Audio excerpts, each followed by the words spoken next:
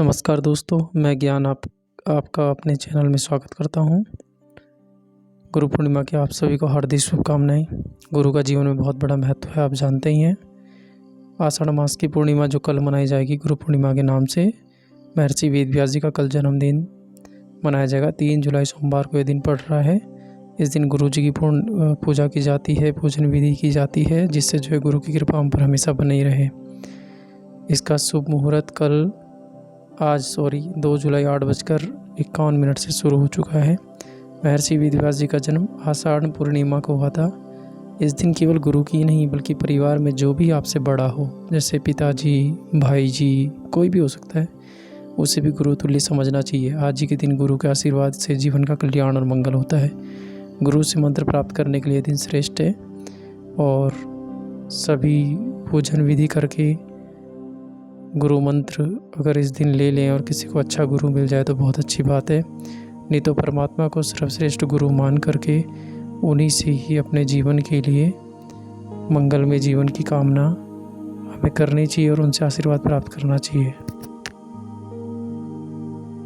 गुरु का जीवन में कितना बड़ा महत्व है ये तो सारे वेद, ग्रंथ और पुराण बताते हैं।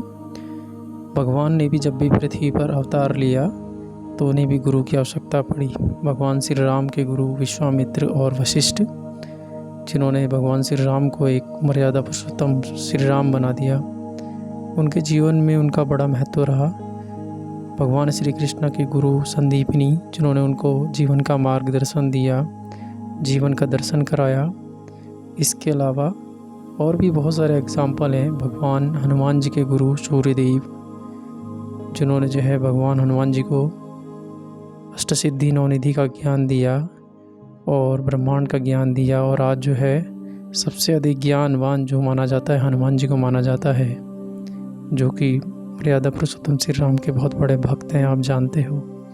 उसी प्रकार से हमारे जीवन में भी गुरु का बहुत बड़ा महत्व होता है।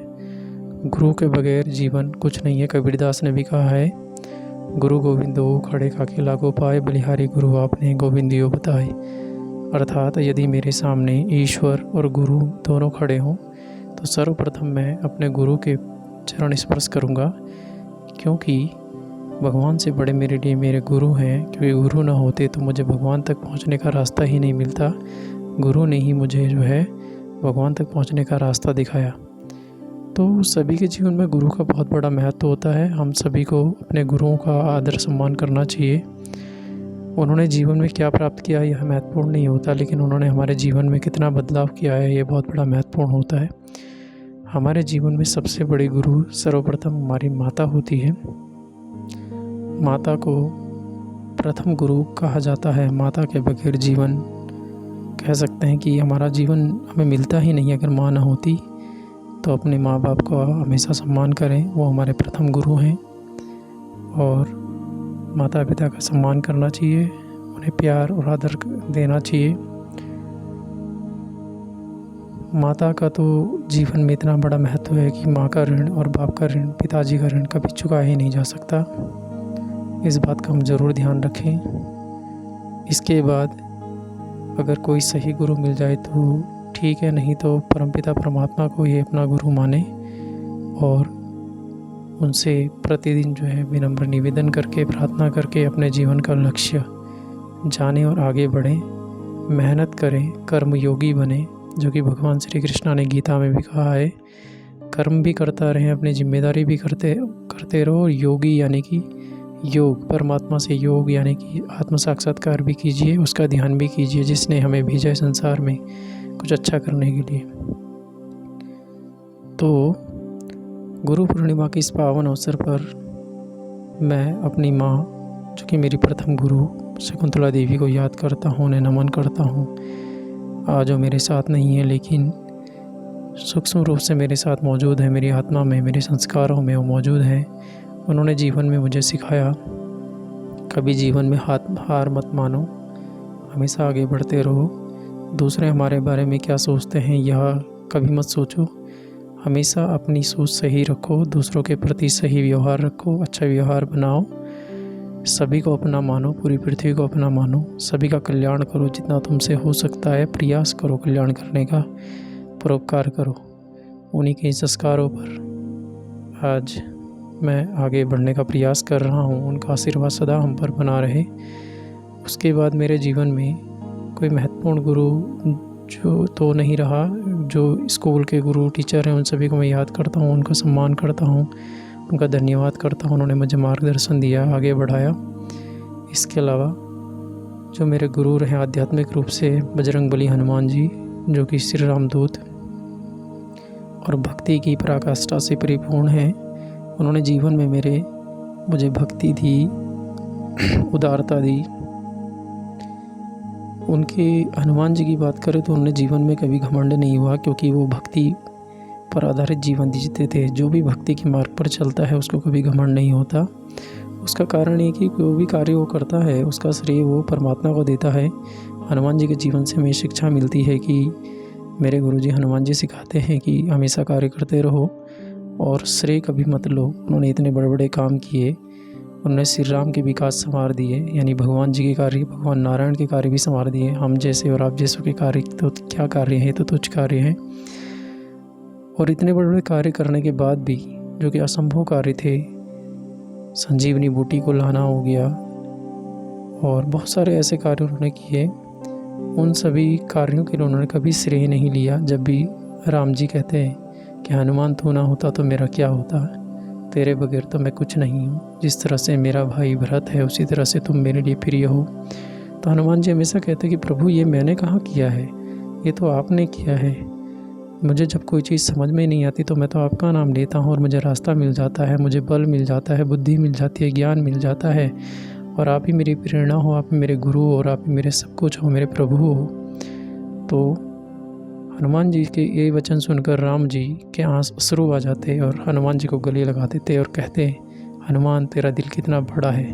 तो हनुमान जी को कभी घमंड नहीं हुआ। बड़े बड़े महावीरों का घमंड हनुमान जी ने तोड़ा है। जैसे कि आप जानते हैं विभीषण का घमंड, इसके अलावा बाली का घमंड, और आप जानते हैं बलराम जी का घमंड, इसके अलावा अर्जुन का घमंड, भीम का घमंड, सबका घमंड उन्होंने तोड़ा है। और हनुमान जी के पास इतना अपार बल, बुद्धि और ज्ञान था, ज्ञान है क्योंकि वो अजर अमर हैं अभी भी। तो लेकिन उन्हें कभी कभी भी अपने जीवन में कभी घमंड नहीं हुआ। बचपन में थोड़ा उद्दंड स्वभाव उनका रहा है, क्योंकि वो शक्तियाँ उनके अंदर बहुत अधिक थी और बचपन में हर कोई जो है उद्दंडी होता ही है। तो सूर्य को भी निगल के इतना उनके पास बल और इतने उनके पास पराक्रम था। सूर्य को निगलना बहुत बड़ी बात होती है, क्योंकि शंकर के रौद्र अवतार हैं, 11वें रुद्र हैं। तो भगवान भोलेनाथ की संपूर्ण शक्तियाँ, नारायण की संपूर्ण शक्तियाँ और पार ब्रह्म परमेश्वर की संपूर्ण शक्तियाँ उनमें मौजूद हैं।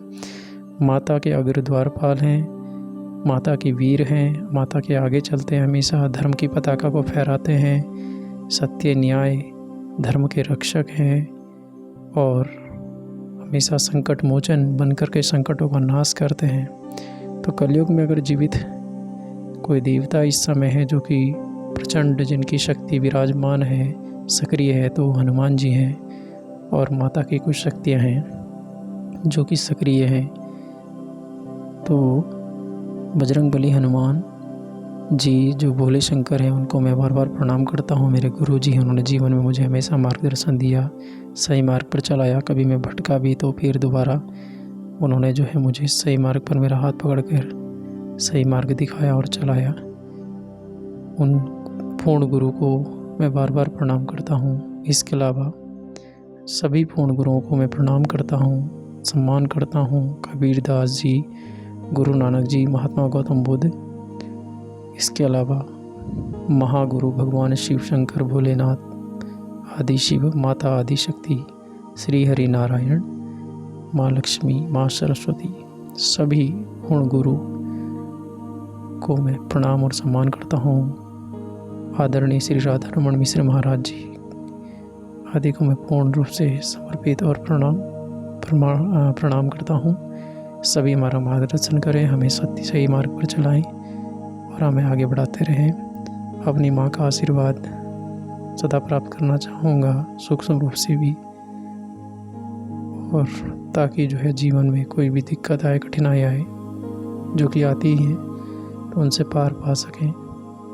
गुरु पूर्णिमा के इस पावन अवसर पर एक बार फिर आपको जो है कोटि कोटि शुभकामनाएं, बहुत सारी शुभकामनाएं और धन्यवाद आपका। अगर आपको वीडियो अच्छी लगी हो तो वीडियो को लाइक करें, शेयर करें और सब्सक्राइब करें। धन्यवाद।